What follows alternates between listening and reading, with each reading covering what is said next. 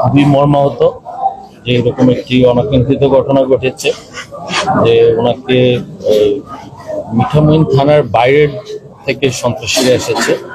আমরা ইতিমধ্যে 3 জনের ট্রেস পেয়েছি, যে 3 জন ঘটনাটা ঘটিয়েছে।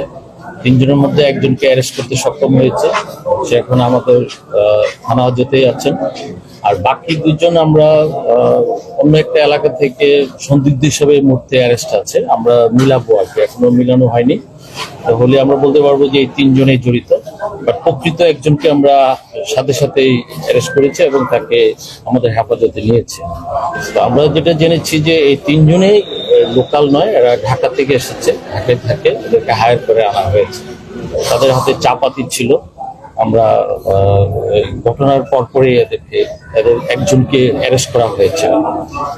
আর যে নিউজটা হয়েছে যে তিনি মারা গিয়েছেন, আমরা সত্যি মর্মাহত। তো আমাদের পুলিশের যে ওয়ার্কে আমরা সর্বোচ্চ এফোর্ট দিচ্ছি, বাকি 2 জনকে আমরা আশা করি এর মধ্যে গ্রেফতার করতে পারবো।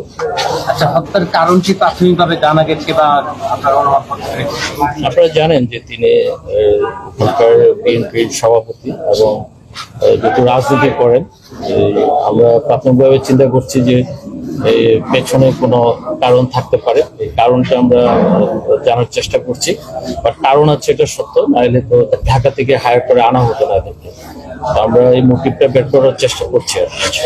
পূর্ব পরিকল্পিতভাবে হত্যা করা? পূর্ব পরিকল্পিত অবশ্যই, যেহেতু ঢাকা থেকে হায়ার করে এনেছে নিঃসন্দেহে।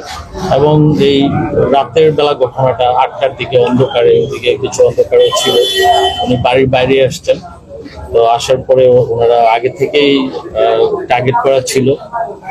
আমাদের যে ধারণা যে টার্গেট থাকা অবস্থায়, ওই অবস্থায় ওনাকে যখন পেয়েছে তখন ওনাকে অনেকগুলো কূপ দিয়েছে, হাতে এবং মাথায় লেগেছে। তো এরপরে হসপিটালে নিয়ে আসার পরে মৃত ঘোষণা করেছে। ধন্যবাদ।